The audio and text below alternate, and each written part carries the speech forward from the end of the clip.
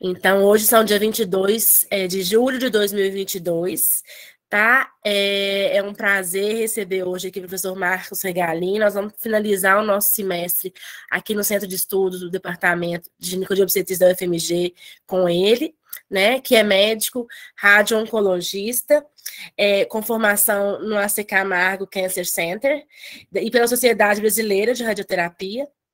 Tem pós-graduação em cuidados paliativos pelo Instituto de Ensino Albert Einstein e é membro do Serviço de Radioterapia da Rede Mater Dei de Saúde. É um tema que a gente está pouco acostumado, mas eu acho que enquanto ginecologistas a gente precisa abordar. A gente deveria ter sido falado em maio, quando foi um mês dedicado mais à ginecologia oncológica, mas vai ser ótimo finalizar com esse tema que é muito importante. Eu vou estar hoje representando também o departamento como debatedora. Eu sou professora adjunta e estou aqui na coordenação do Centro de Estudos desde 2019. Então, fique à vontade, é um prazer e seja super bem-vindo, doutor Marcos. Muito obrigado, Mariana, muito obrigado, pessoal. Então, eu vou iniciar aqui, espero que vocês gostem da aula, tá? A ideia era falar um pouquinho sobre um aparato geral, sobre os tumores ginecológicos, as indicações, e falar um pouquinho desse aspecto mais tecnológico, da evolução que teve, Então, esses aqui vão ser os temas que eu pretendo falar aqui, falar um pouquinho sobre as indicações de endométrio, vulva, colo uterino, rapidamente, e as modalidades que a gente usa em teleterapia, uma pincelada rápida aqui e falar um pouquinho aqui sobre braquiterapia. Eu tenho também alguns vídeos que eu coloquei para tentar ilustrar um pouquinho, eu espero que eu consiga fazer rodar aqui para enriquecer um pouquinho a aula, tá? Então, falando rapidamente aqui de indicações de endométrio, eu queria lembrar o estudo do Portec, o primeiro Portec 1, onde foram recrutados aqui pacientes no estadio 1 do FIGO antigo, pacientes pós-operatório, grau 1 com invasão miometral profunda, maior que 50%, grau 2 qualquer invasão, e grau 3 com invasão superficial, aonde eles randomizaram entre fazer radioterapia ou não fazer radioterapia, apenas observação. E viu que no Portec teve ganho, de controle loco-regional, a radioterapia teve um ganho nesse grupo. Ela está associada a um pouco mais de sintomas urinários, sim, mesmo nas atualizações, em 15 anos. A radioterapia ela não foi indicada, ela não é indicada, então, naqueles pacientes que não possuem todos os critérios juntos. Quais são os critérios quando a gente pensa em adjuvância pelo Portec 1? A paciente que tem mais de 60 anos, que estava nessa amostra, paciente com grau 3 e paciente com invasão de mais de 50%, hoje 1B.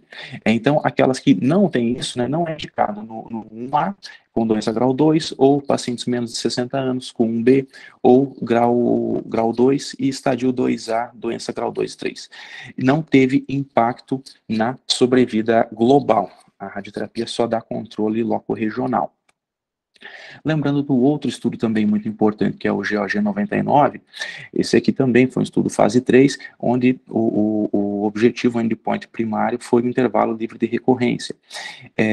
Foram avaliados aqui os pacientes que eles classificaram como risco intermediário, que seria grau 2 ou 3, com invasão angiolinfática e com invasão miometrial mais profunda. Esses pacientes foram submetidos ao tratamento da esterectomia, com linfadenectomia pélvica seletiva, e foi randomizado novamente para fazer radioterapia ou observação. No Portec foi 46 Gray, aqui foi 50,4 Gray a dose usada na pelve. O que esse estudo mostrou, que aqui, no caso, em 24 meses, a recorrência foi de 3% no grupo que foi submetido à radioterapia e de 12% no grupo que não fez o tratamento adjuvante. Então, ele separou aqui, o GOG 99, ele separou quais os fatores de risco que chamam a atenção, que são a idade, grau 2 ou 3, presença de invasão linfovascular e presença de invasão do miométrio, o terço mais profundo, né, o terço mais externo. Então, nesse grupo de risco intermediário, ele separou aqueles que são considerados risco intermediário alto, que são quais? São aquelas pessoas que tenham esses fatores associados com a idade. Então, mais que 70 anos, basta ter um fator para você ser considerado risco intermediário alto. Mais de 50 anos, precisa ter 2 fatores. E com qualquer idade, né, abaixo de 50 anos, aí, precisa obrigatoriamente ter os 3 fatores. Então, os riscos intermediários baixos seriam todos os outros que não se encaixam nesse grupo aqui, nesse grupo aqui em cima. Então, para o risco intermediário alto, também é interessante aqui, tem um controle, né, da recorrência, você indicar a radioterapia adjuvante. Mas aí, assim, indica a radioterapia adjuvante. Aí depois, o que aconteceu? Chegou o Portec 2, porque se percebeu no Portec 1 que a maioria das recidivas, quando acontecia, a grande maioria era na cúpula vaginal. Era na cúpula vaginal e tinha, apesar de ter um controle, tinha uma certa toxicidade bem relevante. Então, se pensou aqui no estudo do Portec 2, que foi um estudo de não inferioridade, entre eu sei que precisa fazer uma adjuvância, mas será que essa adjuvância não pode ser feita apenas com bracterapia? E aí, então, que foi o desenho desse estudo, onde o endpoint foi avaliar a recorrência vaginal, o principal endpoint, né? Então, aqui foram pegados aqueles pacientes do risco intermediário alto, classificar aqui um C, isso aqui ainda do FIGO antigo, né? Um C maior que 60 anos, grau 1 ou 2 com doença 1B, grau 3 maior que 60 anos, os 2A, né, também, grau 1 e 2. O que foi excluído, né? Que a exclusão foi os 1C, que era hoje maior que 50% de invasão, né? Grau 3, e os outros tipos histológicos aqui mais agressivos, né? Células claras e seroso. Nesse estudo, o que se viu foi que a taxa de recorrência vaginal em 5 anos foi equivalente. Então, a radioterapia ela não é inferior à radioterapia externa para o controle vaginal. A taxa de recorrência pélvica, ela perde um pouquinho, quando pensando em mais dentro da pelve, né, não na cúpula, e recorrência locorregional também em 5 anos foi semelhante. E as taxas de toxicidade gastrointestinais, né, gastrointestinais agudas, foram muito menores no grupo da bracterapia vaginal, né, 12% contra 53%. Então, aqui abri um leque para ver que, em alguns casos, eu poderia abrir mão da radioterapia externa e fazer apenas a bracterapia. E agora falando um pouquinho então do alto risco, que seria o que foi visto no Portec 3, porque alto risco sempre ganha radioterapia, e o Portec 3 avaliou isso com a inclusão ou não de fazer quimioterapia, né? Então foi ver o benefício de quimio e radioterapia contra a radioterapia isolada no alto risco. Nesse caso foi avaliado os o estadio 1A, grau 3 com invasão geolinfática, ou 1B, grau 3, e estadio 2, endometrioide estadio 3, enfim, os 3 aqui, e histologia serosa ou células claras, estadio A com invasão, 1B, 2 ou 3. Foi feita então a esterectomia, linfadenectomia não era obrigatória, dependia do centro participante, e o padrão de tumores sarcomas não foram incluídos. E o que viu lá? Então foi feita a randomização, né, cirurgia depois da cirurgia, entre fazer a radioterapia pélvica combinada com químio ou apenas a radioterapia isolada. Tanto em um grupo quanto no outro, poderia ter também bracterapia. Acrescentar a bracterapia se, somente se tivesse alguma forma de comprometimento do colo uterino, seja glandular, seja estromal, aí a paciente era incluída, aliás, a bracterapia era incluída. E o que se viu foi que, no geral, a sobrevida foi muito melhor em quem fez radioquímio, né? Agora, separando por algumas categorias, o estádio 3 foi o estádio que teve maior, um bom ganho também de sobrevida, né? Essa essa diferença aqui de sobrevida se manteve aqui no estadio 3, se manteve no tipo seroso, mas não teve diferença nos estadios 1 e 2. Apesar de ser alto risco, o estadio 1 e 2 não teve diferença. Então, isso mostra que ainda tem uma lacuna quando estou falando de doença de alto risco, estadio 1 e 2. Ainda se há benefício em fazer a químio, não, mas o que a gente sabe é que sim, rádio está incluída sempre nos alto riscos. Então aqui um breve resumo seria isso, né? Estadio 1A, grau 1 ou 2, pode-se fazer apenas observação, levando em consideração que como nós temos a questão da bracterapia que não é inferior, se essa paciente tiver aqui algum sinal de risco maior, mais de 60 anos, invasão linfática, poderia se pensar em colocar uma bracterapia para ela. Agora, estadio 1A, grau 3, ou estadio 1B, grau 2 e 3, bem favorável a fazer a bracterapia. Também, se tiver essas alterações, né, maior que 60 anos, invasão angiolinfática, dá para se pensar também em oferecer a radioterapia pélvica, né, trocar a bracterapia por radioterapia pélvica. 1B, grau 3, não tem dúvida que precisa da radioterapia pélvica, né? Estadios 2, estadio 3 e 4, então também você já vai se beneficiando aqui com o uso da radioterapia pélvica, e quando já começa no 2 aqui, que tem o comprometimento então do colo uterino, seja estromal, né, que seria o 2, ou glandular, você já começa a pensar em associar as duas, né, incluir a bracterapia para uma dose de reforço ali na cúpula vaginal. E aí não tem dúvida, estadios 3 e 4, que incluiria sim a radioterapia, podendo ser, né, com químio. Falando um pouquinho de vulva, aqui eu não vou me estender muito na vulva, porque assim, estudos são pequenos, eu só trouxe aqui, acho interessante para a gente só pensar, raciocinar o que o NCCN coloca, que eu acho ele até bem didático aqui, eu vou ter sempre dois cenários, eu vou ter o local, a ressecção local, e os linfonodos. Então, sempre que o sítio primário vai ganhar radioterapia, quando? Quando tiver a margem positiva, né, depois de ressecado, isso não há dúvidas, mas mesmo com a margem negativa, se tiver algum sinal de outros fatores de risco, de maior risco de recidiva, eu posso pensar em incluir a radioterapia para o local também. E qual seria esses fatores? Uma margem menor que 8 milímetros, uma invasão linfovascular, invasão profunda maior que 5 milímetros. São sinais que eu pensaria em acrescentar à radioterapia, mesmo em margem negativa. Quanto à adjuvância, né, a indicação da radioterapia para os linfonodos, em geral não faria se tivesse linfonodo negativo. Aqueles linfonodos positivos, poderia se pensar se houvesse ou não a necessidade de fazer um esvaziamento, né, um esvaziamento linfonodal. Se tivesse aqui essa questão dos linfonodos, um metástase menor que 2 milímetros, poderia se pensar em direto para a radioquímio.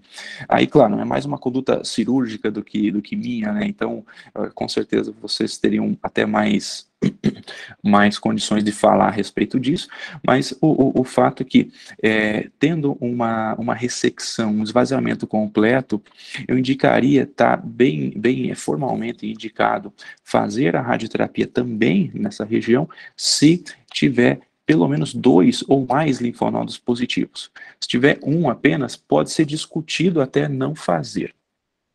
Acredito que na grande maioria das vezes a gente acaba até fazendo, né? Às vezes reduzindo o campo, ao invés de deixar sem dose ali no local. Sobre o colo uterino, então, doenças em estágio inicial. Geralmente, óbvio, né, sempre que possível, né, a não ser que tenha alguma contraindicação cirúrgica, mas a conduta sempre vai ser cirúrgica. Mas tem aqueles casos onde é importante, onde a radioterapia adjuvante vai ter um benefício. E aí eu cito aqui os critérios de Peters e os critérios de Sedgwick. Os critérios de Peters vêm desse artigo aqui, que o autor era o Peters. Pacientes que foram considerados alto risco, né, aonde foi feita a cirurgia e encontrou margem cirúrgica positiva, envolvimento de linfonodos ou envolvimento microscópico do paramétrio. Esses pacientes são considerados alto risco e foram randomizados entre fazer a radioterapia ou radioterapia com quimioterapia também associado. E se viu que, sim, teve diferença em sobrevida livre de progressão e sobrevida global, né? O benefício da rádio com quimioterapia. Ou seja, esse caso a gente já sabe que tem que incluir a radioterapia. E a quimio teve um benefício ainda maior, né? Incluindo a quimioterapia. Agora, quando não é critério de alto risco, aí vem os critérios de Sedgwick, que seriam os riscos intermediários. Nesse, a quimioterapia não está indicada, mas a radioterapia sim, apenas a radioterapia. Qual seria o cenário? Eu trouxe essa tabelinha porque é bem chatinha para não esquecer, né? Quando tem invasão angiolinfática e tem uma profundidade, invasão estromal profunda, não importa o tamanho do tumor, vai ser indicado a radioterapia. Se tem a invasão média, né, a profundidade média, o tumor tem que ter mais de 2 centímetros, maior ou igual a 2 centímetros. Se tem uma invasão apenas superficial, ele precisa ter mais que 5 centímetros. E se não tiver invasão angiolinfática, eu tenho que ter ou uma invasão profunda ou média com 4 centímetros. Esse seria o grupo, né, que foi feito o estudo, onde ele separou entre fazer ou não a radioterapia e viu que teve sim uma incidência cumulativa muito maior no grupo no grupo de observação, né, dando benefício aqui então nesses casos de fazer a radioterapia adjuvante, né, pós-operatória, apenas a rádio, né, sem quimio nesse caso. Para os tumores localmente avançados, aí não já o clássico, né, já partir para a radioterapia com quimioterapia. Há algumas exceções, às vezes alguns casos, né, que acabam sendo operados, mas a grande maioria seriam esses casos aqui que acabam indo direto para tratamento conservador, né, com rádio e quimioterapia. Não tem bons estudos nesse caso, são apenas mais séries retrospectivas. Eu só trouxe esse aqui para exemplificar mesmo. Pode ver que o N é muito pequeno, não tem muita diferença entre fazer a cirurgia e quimio e radioterapia, né? Só que o que acontece é que as complicações, grau 3, grau 4, no caso desse estudo aqui, acabam sendo um pouco maiores, muitas vezes, quando você entra com a cirurgia. Então, por ter a quimio, radioterapia e o benefício aí do aumento da dose com a braquiterapia, esses casos mais avançados, em geral, são sempre encaminhados para a rádio e quimio diretamente, né? Falando um pouquinho das modalidades, né, de tratamento. Tentar focar mais na parte pélvica mesmo, né, que é o objetivo da aula. Por exemplo, aqui, eu tentei trazer uma ilustração, e vou dizer para você, gente, é difícil encontrar até ilustração hoje em dia, porque como é uma coisa muito antiga, tá um pouquinho difícil, tá? Essa aqui eu consegui tirar aqui da internet, mas como vocês podem até ver aqui na referência, isso aqui é um artigo de próstata, tá? Isso aqui não é de pelve, propriamente dito. Como que era? Eu só vou explicar, eu não encontrei um de pelve, tá? Difícil encontrar, e porque assim de cara eu vejo que não é de pelve, porque geralmente o de pelve, aqui o campo fecha aqui assim, ó, no forame obturatório, entendeu? Aqui o de próstata aqui desce um pouquinho mais. Mas o que era o tratamento convencional 2D? Era um tratamento onde se fazia um portal, entenda-se um portal como se fosse quase que um raio-x comum, o paciente deitado na máquina, é batido esse portal, que o portal geralmente é mais, a imagem em si é mais feia, mais difícil de se ver do que um raio-x comum, e aí eram feitos colimações aqui, se fechava os campos em locais onde você queria reduzir um pouquinho a dose, fechava um pouquinho, ó, os campos aqui e ali, fechava um pouquinho, para tentar ser um pouquinho menos tóxico, né? E aqui no meio, como vocês estão vendo, ó, né, a mira aqui é o que a gente chama de isocentro. Colocava-se o isocentro no meio do ponto que eu queria tratar, e aí pedia para o físico faz o cálculo para que chegue a dose aqui nesse ponto, eu quero X dose. O físico fazia um cálculo, muitas vezes esses cálculos são manuais, né, como eu sempre brinco, é uma conta de padaria, né, que para saber a dose que chegava nesse ponto. Mas aí você fazia a seguinte pergunta, tá, mas qual que é a dose que vai chegar? Aí o físico te diz o seguinte, não, a dose aqui, ó, nesse ponto aqui no isocentro, aqui, tá chegando X dose. Ah, entendi. Viu, mas vem cá, e aqui, ó, nesse ponto aqui, por exemplo, aqui, quanto de dose que tá chegando? Não sei. Eu não faço a menor ideia. Eu sei que nesse ponto aqui chega essa dose. Ou seja, eu consigo saber a dose que eu vou dar, mas apenas no ponto do isocentro. A distribuição da dose, eu não faço ideia de como que tá. E os tecidos normais? Por exemplo, aqui atrás tem o reto, né? Quanto de dose que chegou no reto? Quanto de dose que chegou na bexiga? Quanto de dose que chegou no intestino? Não faço ideia.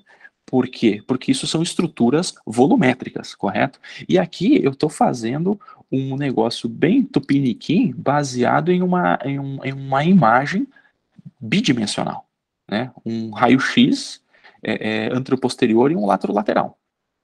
Eu não tenho essa informação. Eu não sei nem da distribuição da dose volumétrica e nem a dose que chega nos tecidos volumetricamente falando.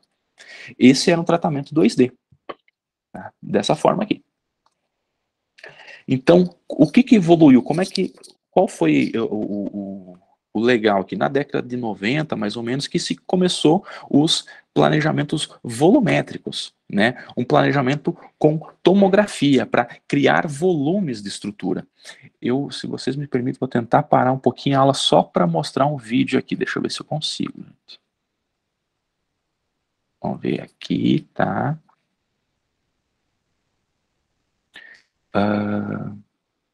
Aqui. Vocês estão conseguindo ver, pessoal? Tá dando certo? Sim. Tá. Ó, então imagina assim, antes eu só tinha um raio-x, né? E agora, então, eu me baseio em uma tomografia, eu coloco o paciente numa mesa de tomografia, desenho lá os volumes, corte a corte da tomografia, eu desenho os volumes. Então, o que acontece? Eu crio um volume que eu quero ter em mente, o meu volume alvo e o meu volume de estruturas normais também, certo? Deixa eu tentar passar mais uma vez mais. Ó, tem o desenho do corpo do paciente, né? E com a drenagem aí de um colo uterino, com bexiga, com reto, com cabeça do fêmur, com tudo que eu preciso saber. Né? Essa que é a ideia do planejamento tridimensional. Tá? Aqui, então, uma tomografia. Aí, o que acontece? Aqui eu tenho o volume do corpo do paciente e eu coloco aqui, sei, os arranjos de campo que vai ser colocado. Aquela colimaçãozinha, como mostrou antes lá que fazia no raio-x, olha só. Aqui é feito através do micromultilif, eu já vou mostrar para vocês, o multilâminas, que vai colimando, vai fechando as lâminas dali do campo que sai a dose. Então, aqui está um pouquinho ruim aqui, mas ó, dá para ver o contorno aqui do volume do meu interesse. Aqui está o contorno da bexiga. Deixa eu mudar o apontador para ficar mais fácil. Aí. O meu volume de interesse, contornado aqui em vermelho, o volume da bexiga. Apesar de ser tridimensional, agora eu vejo a dose, né, eu sei a dose que está chegando, tá? Então, a distribuição de dose eu conheço, tá aqui, eu estou vendo. Né? A dose nos tecidos normais eu também conheço, eu sei quanto que chega agora de dose aqui na bexiga. Mas tem um problema, pessoal. O tridimensional sozinho, eu vejo, mas eu não controlo. Então, muitas vezes, o que acontece? Dá mais ansiedade ainda no radioterapeuta, porque ele está vendo que está chegando, por exemplo, uma dose muito alta aqui na bexiga. Ele olha aqui e diz, meu Deus, olha só, fez um corredor de dose aqui, porque o campo que entrou aqui, né, lateral, né, esse campo aqui, para cobrir o volume de interesse aqui e aqui, olha o quanto aqui de bexiga que entrou no campo de tratamento, com dose terapêutica. Entendeu? Então, eu vejo, mas eu não consigo controlar toda a dose. E muitas vezes o que tem que fazer? Fechar os campos, né? Puxar, né, aqui para o lado, aqui, por exemplo, vem aqui nesses pontos nas lâminas, eu já vou mostrar outra foto com lâmina, onde eu vou fechando as lâminas para talvez proteger um pouco mais essa bexiga. Mas em contrapartida, eu posso perder tumor aqui, ó. Eu posso perder a área de interesse que eu quero tratar. Então eu posso subtratar algumas áreas. E fica naquele dilema entre supertratar algum tecido normal ou subtratar um volume de interesse clínico para o tratamento. Então, o que acontece? No planejamento aqui, volumétrico agora, com tomografia, e eu tenho o multileaf, que a gente chama. É um colimador do feixe de radiação que ele vai se moldando ao formato do desenho que foi feito antes. Esse negócio aqui, esse multileaf que a gente chama, fica aqui assim, ó, na saída do feixe de radiação, no gantry, esse braço grandão que gira.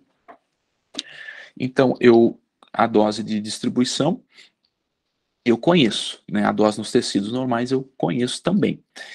Mas eu não domino. Olha só, aqui seria um planejamento real mesmo. As laminazinhas que foram fechando o desenho do tumor. No caso aqui, o endométrio, então, era um volume clínico, né? Não tem mais doença presente, mas a área de interesse para fazer a radioterapia. Veja que aqui eu estou vendo o reto, foi feito o desenho dele, eu consigo proteger algumas áreas do reto e um pouquinho aqui a bexiga. Se eu fechar muito aqui as lâminas, o que vai acontecer? Provavelmente a distribuição de dose não vai ficar legal e eu perco muito dose nessa área aqui, sabe? E fica sempre, como eu falei, aquele dilema entre perder dose ou entregar muita dose onde não precisa, sabe? Esse que é o grande dilema do tratamento 3D convencional. 3D, se eu falar convencional, estou falando do 2D. 3D sem outras tecnologias, vamos dizer assim, né? Apenas com uma tomografia. Agora, o que seria o IMRT, a radioterapia de intensidade modulada? Esse multileaf, que seria a mesma ideia das lâminas aqui, né? Eu estou reproduzindo o formato aqui dessa lâmina, é o formato que vai ter o multileaf aqui, né? Qual que é a diferença básica do IMRT para o 3D? Eu tenho volumétrico também, só que seria um upgrade do 3D. Por quê? Porque na hora que eu aplico o feixe, essa lâmina ela é dinâmica, ela está se movimentando no momento que recebe a dose, sabe? A lâmina ela movimenta aqui enquanto o feixe está ligado entregando dose. Vou tentar colocar aqui, gente, outro videozinho.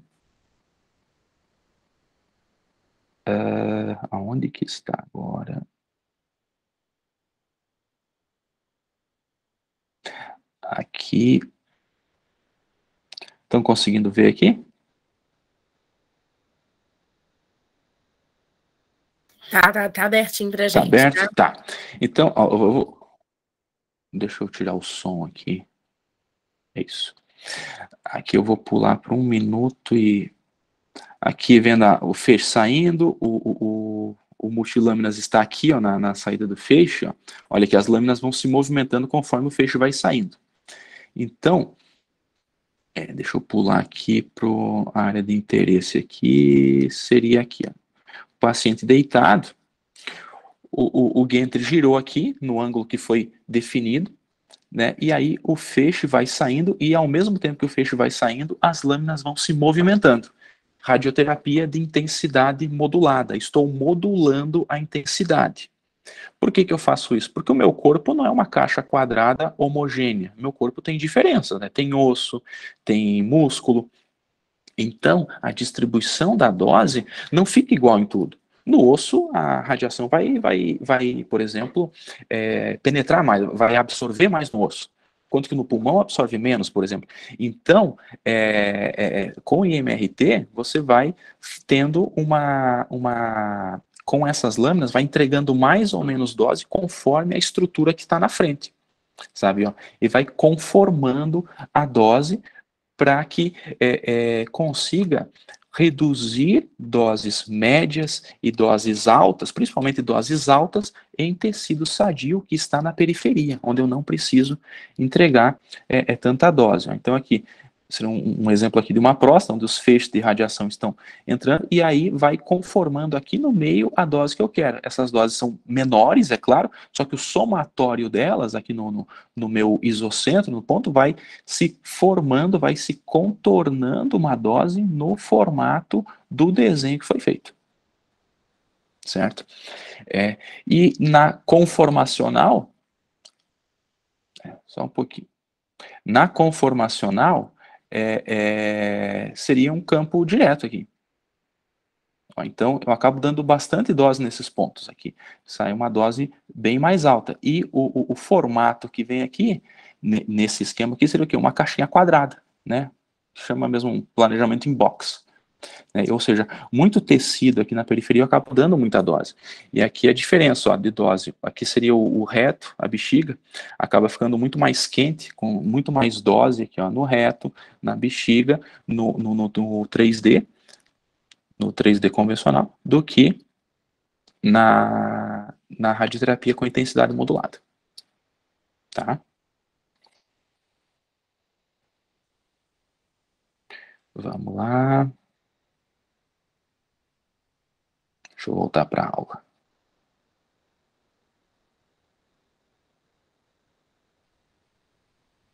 Então, o que seria o IMRT? O upgrade do 3D, né? Eu tenho o volume, e agora eu tenho as lâminas se movimentando dinamicamente enquanto está recebendo dose. Aí eu conheço a dose e eu controlo ela, tanto no tumor quanto no tecido normal. Eu consigo reduzir essa dose no tecido normal e tentar aumentar um pouco a dose, se for o caso, no tumor. E aí, tem também a arcoterapia, que seria outra modalidade, seria mais um upgrade do IMRT. Eu falei que a lâmina movimenta ao mesmo tempo que o feixe sai. Isso é o IMRT, correto? O que é a arcoterapia?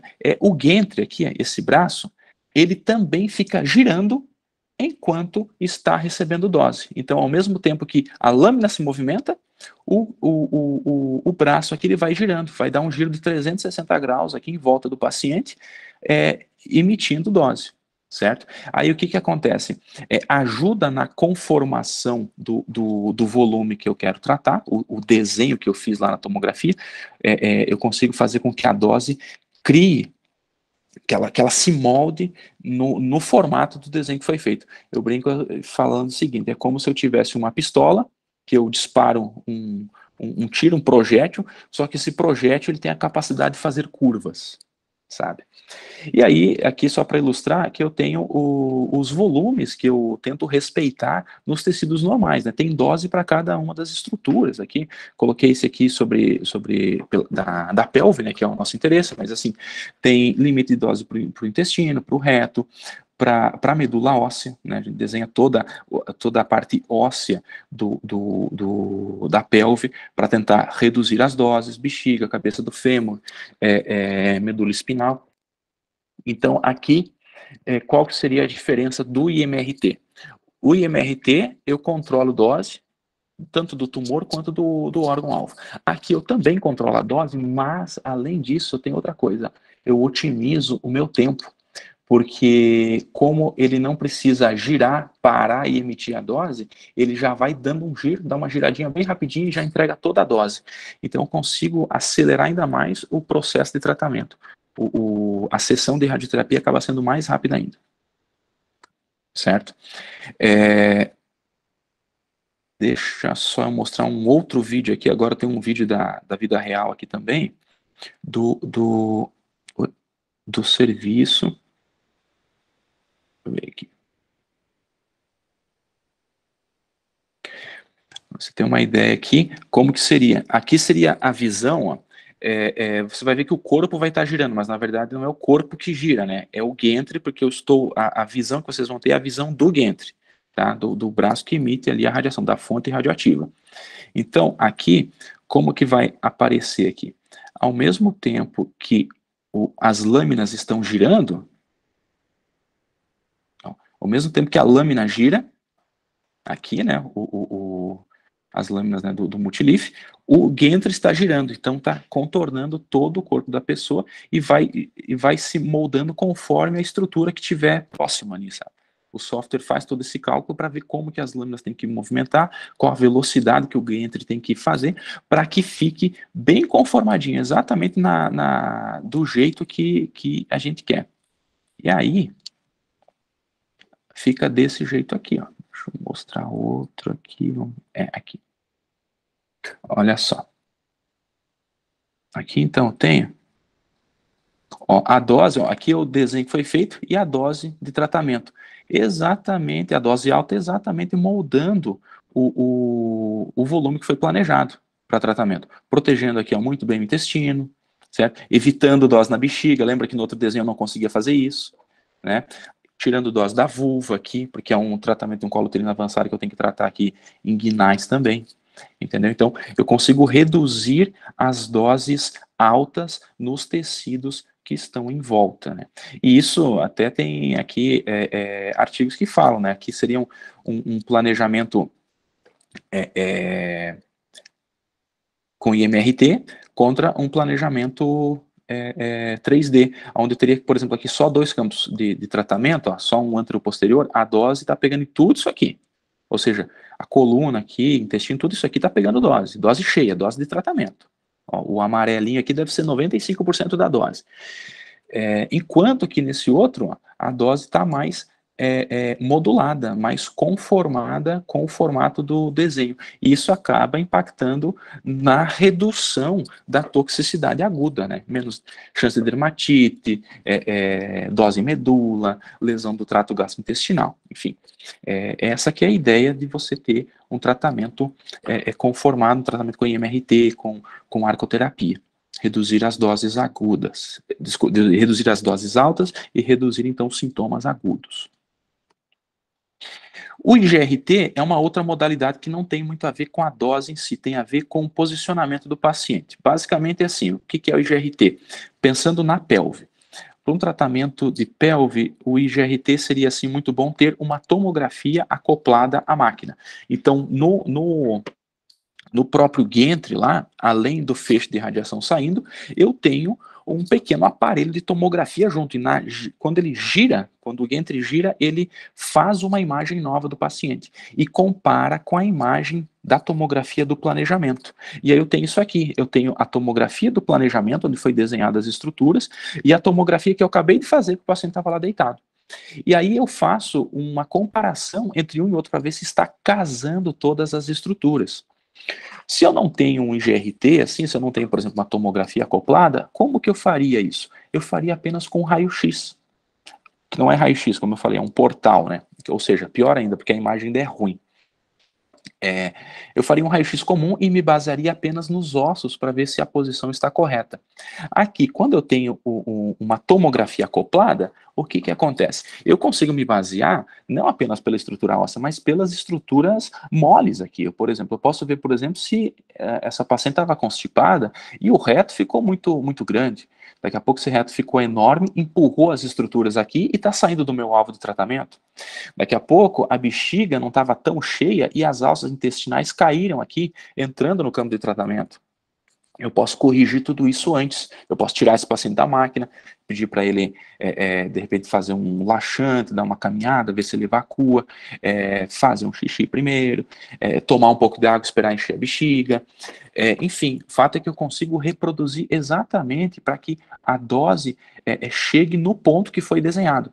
E dessa forma, eu consigo diminuir as minhas margens, a margem que foi desenhada. Porque se eu tenho um alvo aqui, eu desenho ele um pouquinho maior, eu deixo uma margem de segurança pelo erro de posicionamento, correto?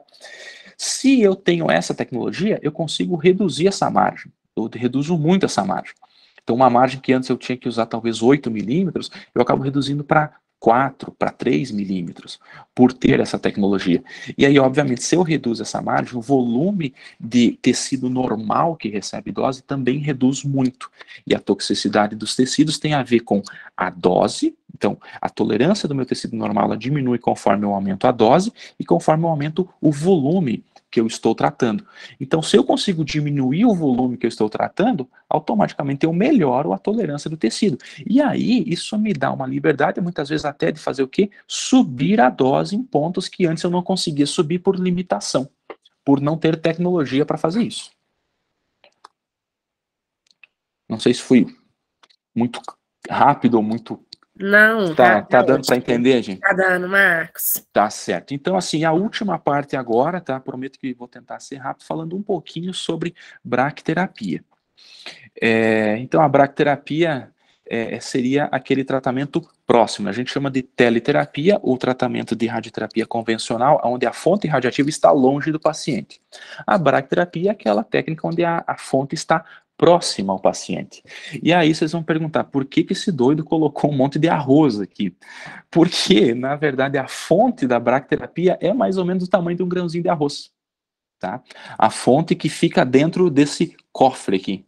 Ela fica guardada aqui dentro desse cofre blindado, para não escapar a radiação, e ela, na hora do tratamento, ela sai daqui de dentro por um cabo de aço e corre por esses canaizinhos aqui para chegar até a paciente. Certo? E aí, dessa forma, a gente consegue entregar a dose. Então, nesse caso, não é o acelerador linear, onde eu faço radiação através, vamos dizer assim, da energia elétrica. Eu transformo a energia elétrica em radiação, porque a hora que eu desmontar o acelerador, não tem nenhuma fonte radioativa lá dentro. Né? Agora, aqui na bracterapia, não. Aqui dentro tem uma fonte radiativa, do tamanho mais ou menos de um grão de arroz. Está aqui dentro. Ela está a todo momento emitindo dose de radiação. Por isso ela fica dentro desse invólucro aqui, desse cofre blindado, tá? E aí, essas técnicas de radioterapia, de bracterapia ginecológica, a gente usa aplicadores vaginais, né, aplicadores ginecológicos, ó.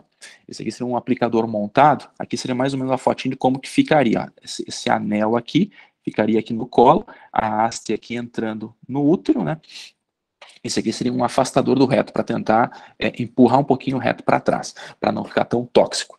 Aí o que que acontece? Aquele cabinho que mostra nessa foto aqui, ó, ele vai, o finalzinho desse cabo tá onde?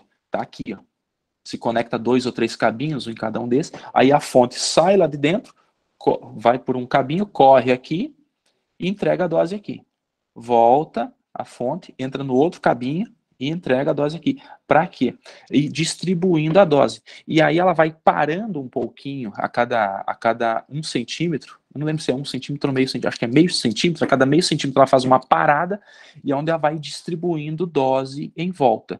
Até formar vamos dizer assim, um desenho volumétrico da dose que eu quero.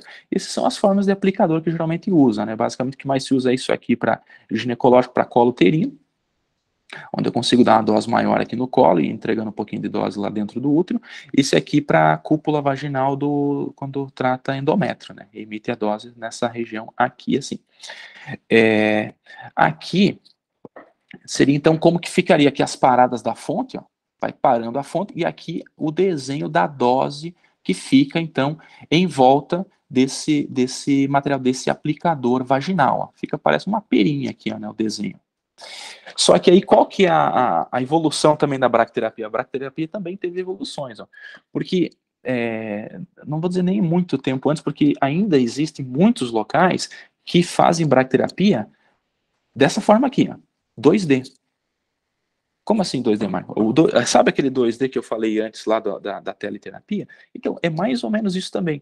Faz-se um raio-x com os aplicadores, né, colocados, né, na região ginecológica, verifica se o posicionamento está adequado, e aí faz essa distribuição de dose lá no software da bracterapia.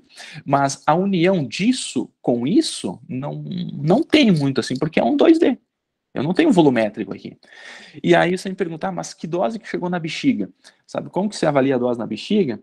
Antes de colocar os aplicadores, você passa uma sonda na paciente, isso aqui ó, é o balonetezinho da sonda. E aí coloca aqui, no raio-x, diz que isso é o ponto da bexiga, vê a distância que dá aqui da fonte, e aí essa distância, você cria esse ponto aqui no software e diz que ali é a bexiga. E aí você vê qual a dose que vai chegar no ponto da bexiga. Quanto de dose que chega na bexiga? Na bexiga eu não faço ideia, porque isso aqui é um 2D, isso aqui é bidimensional.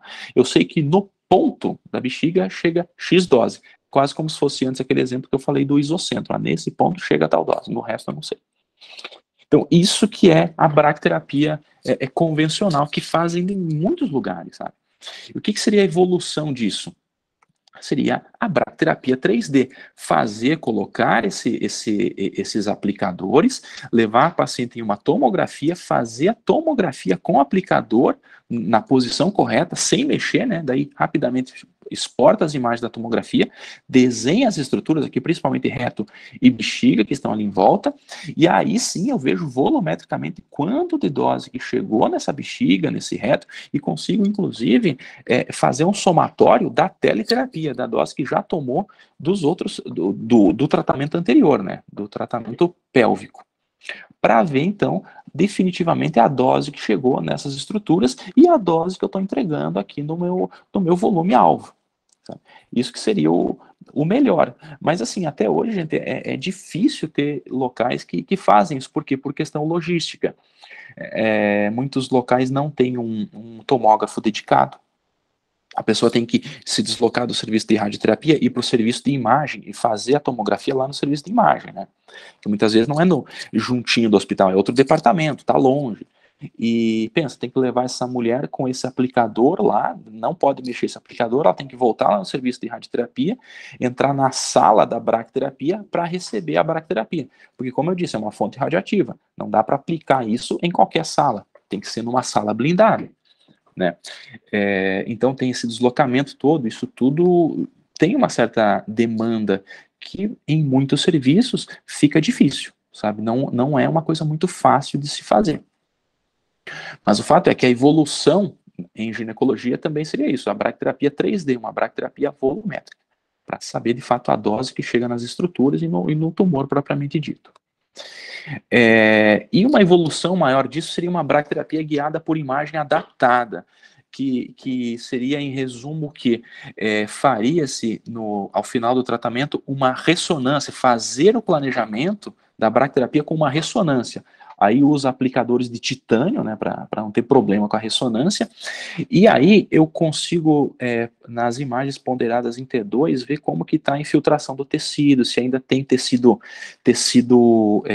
grosseiro, né, tecido tumoral grosseiro ao final da teleterapia, e verificar onde que está esse tecido. Por exemplo, aqui o tecido era essa região aqui, a região de interesse. E aí foi feita uma margenzinha aqui, a distribuição de dose, olha só, pegou muita área do tecido normal. E aqui as doses que chegaram em bexiga e reto. Quando faz a otimização, ó, eu vejo que eu não preciso toda essa dose aqui, eu consigo fazer uma otimização da bracterapia para ser um pouquinho menor aqui, porque de fato o local com doença é um pouquinho menor. Então eu diminuo muito as doses nos tecidos normais também fazendo isso. Certo? Então, e aí isso me dá a liberdade do quê? De conseguir até subir mais a dose na região aqui de interesse. Né? De repente não teve uma boa resposta, ainda tem muito tecido viável, eu conseguiria então otimizar aqui para não dar tanta dose nas estruturas em volta, aplicar a dose maior aqui no meu volume. Certo? Para que eu consiga subir a dose, mas ainda manter a toxicidade na faixa de um risco de em torno de 5% aí de complicações. E aqui só acho que é o último slide, tá, gente?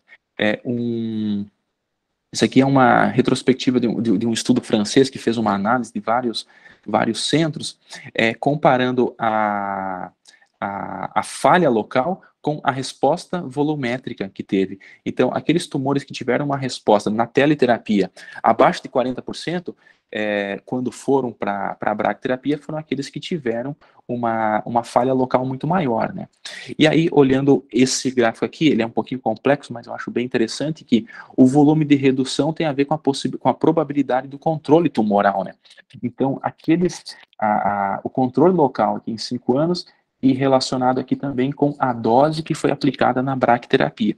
Essas doses que eu estou falando aqui seria o somatório da teleterapia com a bracterapia. Então, o que acontece? Em geral, fica numa faixa aqui, ó, nos 80, agrei o somatório de tudo. Se eu tenho uma redução, por exemplo, de 100%, eu vejo que a longo prazo, subir muito mais a dose não tem grande diferença. Poderia talvez até reduzir um pouco para diminuir toxicidade. Agora, naqueles tumores onde a redução volumétrica foi menor, né, foi ínfima aqui, eu posso pensar em escalonar essa dose, subir essa dose para que seja na casa dos 90 Gray, tudo, na casa dos 100. Para quê? Para que eu consiga, em 5 anos, ter um controle local muito melhor aqui. Eu consigo subir aqui. Isso é possível como? Com essa radioterapia adaptada. que até assim, é até difícil de se ver, sabe, por aí, pessoal. Eu não tenho experiência com isso, assim, na prática. Na minha residência não existia, não se falava muito, se falava, mas não se fazia disso ainda, né? Porque, veja bem, se com tomografia já é difícil a logística, imagina com ressonância, né? Então, geralmente, só em centros de estudo, muitas vezes, casos que se faz só mesmo ainda em protocolos de estudo para se ver isso, tá? Mas seria a evolução da bracterapia, seria isso aqui. Falei demais, pessoal. Foi excelente, Marcos, muito obrigada, muito bom mesmo, acho que você conseguiu dar uma visão para a gente global, né, desse avanço da história mesmo, inclusive da radioterapia, não nos tumores ginecológicos, né, mas de uma forma geral, porque avançou para todos os tumores, né, os tumores ginecológicos, eles tiveram benefícios deles, né, eu vou colocar algumas coisas, mas assim, para complementar mesmo, né, falar a primeira coisa, assim, a gente não trata tumor ginecológico só cirurgião, ou só radioterapeuta, ou só oncologista, né, é um time. E normalmente você falou, né, os tratamentos eles se complementam e eles até, né, assim, até a cirurgia e a rádio mais propriamente dita, elas podem se complementar em vários cenários, Sim. né, e eu acho que quem está lá no ambulatório avaliando a paciente na primeira vez que ela chega, né, precisa indicar bem e precisa primeiro saber o que é que ela está indicando. Exato. Então, assim, a gente tem os nossos residentes, tem vários deles aqui, né, o que eu acho que eu sinto falta às vezes é a gente saber o que a paciente esperar daquele tratamento, né? Onde ela vai chegar, como que ela vai fazer, né? Assim, qual que é a proposta, né? Você falou da BRAC, né? Assim, a BRAC a gente ainda faz dos métodos, vamos usar tradicionais, Sim, né? Uma grande parte das vezes, e no SUS, com certeza, né? E é um tratamento que a paciente precisa ser orientada bem, né? Assim, dentro de o que vai acontecer com ela, né? Como que vai ser realizado, o que ela espera daquele tratamento. Então, as mulheres sempre vêm muito com medo, né? Assim, sim, amedrontadas. elas nem sabem o que elas esperam. Exato. Né? Porque elas nem foram orientadas. Você vai fazer radioterapia. Ponto final.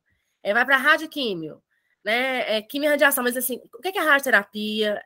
Quem vai ser beneficiado? Como é que ela é feita? Como que é? Assim, eu acho que perde nesse momento, a gente referencia, a gente não fala exatamente o paciente o que esperar e como que vai ser o tratamento dela, né? Com o radioterapeuta, né? E principalmente da BRAC, né? Que a gente está falando, que a gente, apesar de a gente ter tido avanços, a gente ainda tem utilizado os métodos tradicionais para tratar, vamos colocar assim, uma grande parte das nossas pacientes. Sim, e né? também funciona, mesmo no método tradicional a gente Não, sabe que funciona. Sim. Né? É só assim, mais confortável, com mais sim, efeitos sim. colaterais, né? Sim. Assim, sem dúvida, sem dúvida. Mas só para poder realmente orientá-la, né? Queria colocar algumas questões, né? Assim, lembrar da importância mesmo da radioterapia nos tumores ginecológicos. A gente trata neoadjuvância, adjuvância, pode ser tratamento definitivo em tumores que são irressecáveis, né? Ou em pacientes que têm alguma contraindicação absoluta, algum tratamento cirúrgico, né? Tem um status de performance ruim. A gente vê muito isso, às vezes, paciente com tumor de vagina, né? Que do ponto de vista de ressecabilidade é difícil. Né? E muito mórbido. E, apesar de raros, né? E, assim, e de paliação, né? Em tratamentos paliativos. E, assim, como é que é incrível, né? Também colocando dentro do que eu já tinha falado, né? Como que a gente começou de uma questão, né, totalmente estática, né? E fixa, tendo referência, né, às estruturas ósseas, né? De diferentes partes do corpo, num corpo que é dinâmico, né? Assim, totalmente sem considerar questões individuais, de volume, né? Ou de movimentação, né? Como que a gente demorou para poder entender, né? Que a bexiga cheia ou vazia, o tumor diminuía ao longo do tratamento, isso impactava a longo prazo, inclusive na morbidade. Né, até o próprio emagrecimento do paciente, né? Porque hoje, vendo com o Conibim, você percebe, nossa, emagreceu muito, tá tudo errado. Pois tem que fazer. As referências mudam, né? Mudam. Né? Dos tecidos moles, principalmente, porque a nossa estrutura era óssea, né? Era fixa e estável. Queria colocar também, né? Assim, como que também, né, ao longo desses anos, a gente teve o benefício do avanço da radioterapia, mas considerando que a gente também teve um avanço dos exames de imagem, né, ao longo desses anos. Só foi possível, acho, pelas imagens, né? Pelas imagens, né? Então, assim, realmente, assim, a gente também não tinha como recurso a raio-x, né? Assim, das estruturas ósseas não era aquilo que a gente tinha. Então, hoje a gente consegue fazer imagens, né? Inclusive avaliar, né? Dependendo, um tumor onde ele está mais ativo ou não, né? E eu acho também isso, quando a gente melhora a imagem, a gente delineia melhor o tumor, né? Assim, a questão interobservador de variabilidade pode, né, melhorar. Né? Você falou, né, da relação da questão da ressonância e da TC, a gente sabe que, de uma forma geral, a gente até superestima, às vezes, os tumores com a TC em relação à ressonância, né? A ressonância refinou esse delineamento tumoral, só reforçar isso, né, para quem está aqui nos ouvindo, né, e que não é radioterapeuta, para valorizar mesmo esse avanço ao longo dos anos. E o que eu acho que a gente pode falar, né, que hoje a gente tem várias drogas alvas, né, terapêuticas, e, né, assim, terapia personalizada na oncologia, e a radioterapia, para mim, hoje, ela é personalizada, né, completamente. Né? A gente não personalizou em relação a gene, né, ou a mutação gene específica, ou droga-alvo gene específico, mas a gente personalizou em relação às características tumorais e dos pacientes específicos. Sim. E isso teve um ganho, sem dúvida, muito importante para a gente. A última coisa, né, assim, que eu queria falar, né, assim, se você acha que, assim, que em algum momento, né, essas assinaturas moleculares tumorais, se elas vão impactar a questão da radioterapia específica mesmo, assim, se a gente vai conseguir, por exemplo, associar, às vezes, outros quimioterápicos, quimiosensibilizantes para a radioterapia em relação a alguns tumores, alguns específicos, né, assim, algumas assinaturas específicas tumorais, eu não sei se a gente vai caminhar para isso, eu tenho dúvida. Só para você poder pensar aí e me falar alguma coisa. E deixa eu ver o que mais que eu tinha notado, se tem alguma coisa mais importante. E a outra coisa, assim, se, né, a gente falou agora, né, de peso de paciente, às vezes a gente vê em relação à obesidade, né, obeso mórbido, se tem alguma contraindicação de usar IMRT, por exemplo, assim, em algum paciente. Se a gente, né, assim, pode usar para todo mundo, né, se isso não vai impactar, né, na sobrevida global, que é a grande questão nossa quando a gente quer tratar o tumor mesmo. Eu acho que era isso, né? Depois a gente abre para alguém, se alguém quiser perguntar alguma questão. Eu te agradeço muito novamente, Marcos. Imagina, eu que agradeço o convite novamente. Obrigado, Mariana. Bom, das duas perguntas, acho muito relevantes. Com relação a essa assinatura molecular, acho que dentro da radioterapia ainda está ainda caminhando, talvez engatinhando ainda isso, muito diferente da área da oncologia, né, com os medicamentos, terapia sistêmica. Mas, na minha opinião, o que vai acontecer daqui a pouco, assim como, né, nos critérios aí, por exemplo, do Sportex, aí, o grau, essas características fazem pensar em talvez ser mais agressivos, em indicar uma adjuvância, indicar talvez uma dose de reforço em algum ponto. Eu acredito que vai caminhar para esse lado. Eu acredito que vão ter pacientes que talvez hoje a gente indique mais e que com o tempo a gente vai talvez começar a indicar menos, ou pelo menos reduzir doses em alguns pontos para ser talvez assim menos mórbido, dar menos toxicidade, oferecer menos toxicidade a esse paciente. Ser mais talvez assertivo, como se eu conseguisse ser de fato, ter uma boa mira e acertar o meu ponto, o meu alvo, apenas lá naquele ponto que está doente, e não ter um campo, talvez, de radiação tão abrangente, sabe? Eu acredito que vai caminhar dessa forma. Aqueles que vão ter que tomar mais dose, talvez, em algum ponto específico, né? E aí com essa tecnologia, com essas tecnologias, né, que eu mostrei, a gente sabe que a gente consegue em alguns pontos subir mais dose sem comprometer o tecido normal, e também com essas assinaturas genéticas, moleculares, eu acredito que a gente vai para um caminho onde vai ter aqueles pacientes que eu consigo reduzir, sim. Com relação à MRT, à obesidade, a obesidade não é uma contraindicação do IMRT ou qualquer outra técnica. Né? Só que a obesidade é um problemão, uma coisa muito mais simples, vamos dizer assim, o peso do paciente na máquina, sabe? Muitas vezes, assim, se o meu planejamento é volumétrico, eu preciso colocar esse paciente em uma tomografia. Se ele não cabe na tomografia, às vezes o FOV, né, o redondinho lá, o arco para passar, às vezes o paciente não entra.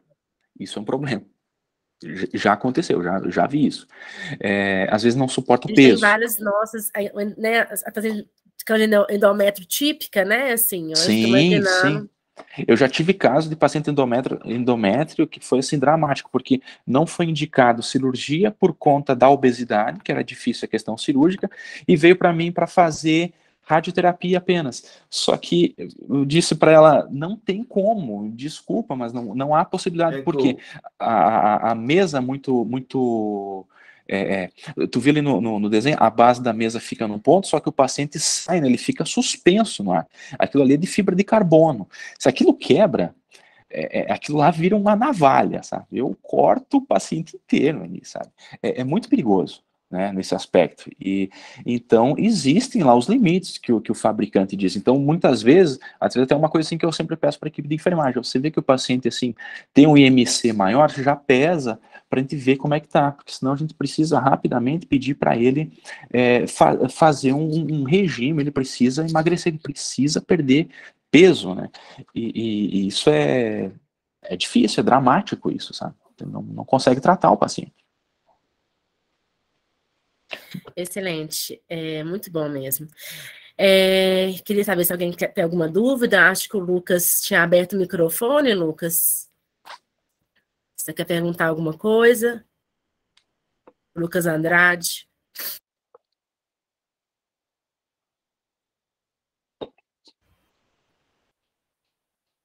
Acho que deve ter aberto inadvertidamente aqui. Mas então, Marcos, eu te agradeço novamente. Eu acho que foi excelente, ilustrou demais, totalmente dentro do que a gente estava planejando, né? Espero contar com você, né, assim, novamente, aqui nos estudos.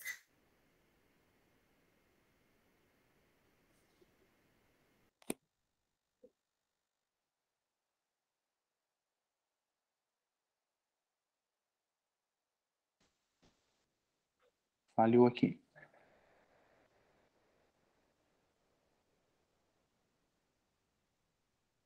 Oi, Mariana?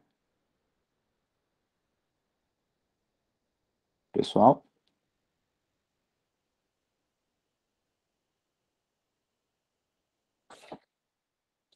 Falhou aqui.